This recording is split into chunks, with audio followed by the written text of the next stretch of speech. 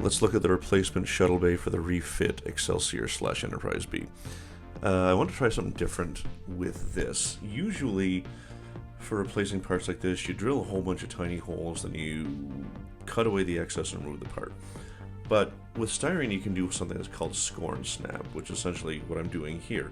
Scoring the plastic, and you can kind of bend it, flex it, and the piece will eventually pop out. Now, it's a bit harder in a case like this because you're removing a solid piece from the middle of a molded styrene assembly. Now, it's not impossible, but you risk damaging the part. As you can see here, we got the piece removed, but I need to open it up a little bit more to allow for the piece to fit properly. So just some removal with my knife, and it looks like a pretty good fit.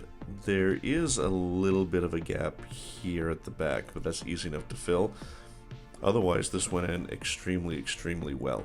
Now, I wouldn't recommend this for everyone. This is for a bit more advanced. Now we're going to use the crazy glue just to get the piece popped in, and boom, just like that. Excellent fit, and this is going to be great for lighting. See you in the next one.